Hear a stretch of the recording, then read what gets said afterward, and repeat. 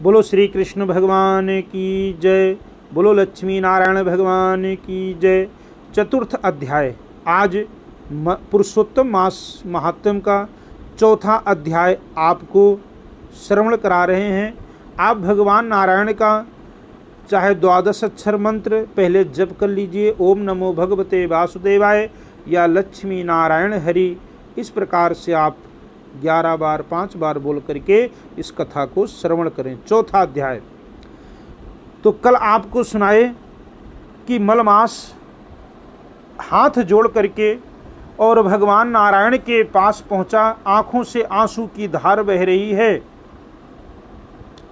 तो अधिक मास कहने लगा, हे नाथ, हे दयानिधि, मलमास मेरा नाम है।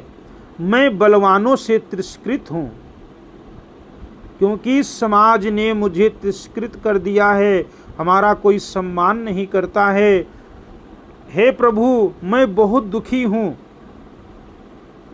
मुझे और कोई रास्ता नहीं मिला है। मैं आपके पास आया हूँ। मुझको उन लोगों ने शुभ कर्म वर्जित, अनाथ तथा सदैव घृणा की दृष्टि से देखा है। हे नाथ, आपकी दयालुता कहाँ गई? क्योंकि आप तो दीन दयालु हो, अपने भक्तों के ऊपर रक्षा करने वाले हो। हे प्रभु, आपका हृदय तो बहुत कोमल है, लेकिन आपने हमारे ऊपर कठोरता क्यों की है? इस प्रकार से दीन वचन हम सभी को भगवान से बोलना चाहिए। प्रार्थना में ये शब्द यूज करना चाहिए, जैसे मलमास भगवान हरि से कर रहा है। भगवान हरि से कहता है कि हे प्रभु, आप तो अपने आप को दीन दयालु कहलाते हैं, दीनों पर दया करने वाले हैं, लेकिन हमारे असहाय, हमारे दुखी जैसे जीव के ऊपर आप दया क्यों नहीं करते हैं? आप इतने कठोर क्यों हो गए हैं? इस प्रकार भगवान से कहकर मलिन मुख मास श्री नारायण के आगे आंसू बहाता हुआ बैठ गया।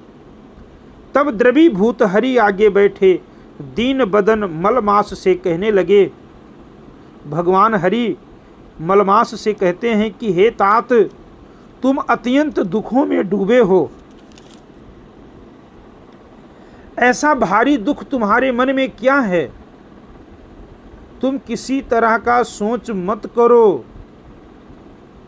हे मलमास, अब तुम दुखी मत हो, क्योंकि तुम हमारे शरण में आ गए हो। अगर हमारे शरण में आकर के भी अगर तुम अपने आप को असहाय और दुखी समझ रहे हो, तो ये आपका समझना व्यर्थ है। नारायण कहते हैं कि हे नारद जी, ऐसे भगवान के वाक्य सुनकर मलमास दुखी होकर मधुसूदन भगवान से बोला। मलमास फिर कहता है कि हे भगवान, हे दयानिधि, आपको सब कुछ ज्ञात है, क्योंकि आपके बिना तो इस संसार में एक पत्ता भी हिलने वाला नहीं है। हे भगवान, मेरे दुर्भाग्य की पीड़ा क्या है, क्या आप नहीं जानते हो? हे प्रभु, हमें सभी दुर्भाग्य वाले बताते हैं कि तुम दुर्भाग्यशाली हो, तो भी हे नाथ, दुख रूपी फांस में फंसा हुआ जैसा दुख किसी को ना हुआ हो, ना देखा गया हो, सो आपसे कहता हूँ। हे प्रभु, ना हमारा कोई क्षण है, ना हमारे में कोई मुहूर्त होता है, ना हमें कोई पक्ष मिला हुआ है, ना ही जैसे सभी महीनों के सभी देवता होते हैं, लेकिन इस हमारे महीना, वो मलमास कहता है कि मलमास के कोई देवता भी नहीं हैं।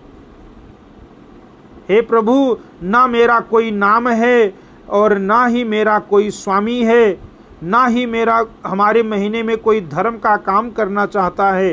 हे प्रभु, मैं सबसे मलिन हूँ, सभी लोग हमारी निंदा करते हैं। हे नाथ, इसी से सब देवताओं ने मेरा निरादर किया है तथा शुभ कर्मों में ये मलमास वर्जित है, ऐसा सभी कहते हैं। हे नाथ, अब बताओ मैं कहाँ जाऊँ, क्योंकि जहाँ पर मैं जाता हूँ वहीं पर हमारा अपमान होता है। हे नाथ, मुझे कोई सम्मान की दृष्टि से नहीं देखता है, इसलिए मैं अब रहना नहीं चाहता हूँ, अब मैं मरना चाहता हूँ। हे नाथ, आप या तो हमें सम्मान दिलाइए और या फिर आप हमारे प्राण को हरण कर लीजिए। कहते हैं इस प्रकार से वो मलमास भगवान हरि के चरणों में विलाप करता हुआ गिर गया और कहने लगा कि हे प्रभु, अब मैं जीना नहीं चाहता हूँ, अब मैं मरना चाहता हूँ। क्योंकि जहाँ पर हमें सम्मान ही ना मिले, जहाँ पर हमारा अपमान होता है, मैं उस जगह पर रहना नहीं चाहता हूँ। कहते हैं भगवान नारायण हरि के चरण कमलों को पकड़कर और वो गिर जाता है, भगवान की स्तुति करने लगा, प्रार्थना करने लगा। तो अब भगवान नारायण किस प्रकार से कृपा करते हैं, नारायण जी कैसे कृपा करते हैं मलमास के ऊपर, पुरुषोत्तम मास के ऊपर, ये कथा आपको 5वें अध्याय में हम आगे सुनाएंगे। जय श्री राम, जय माता दी।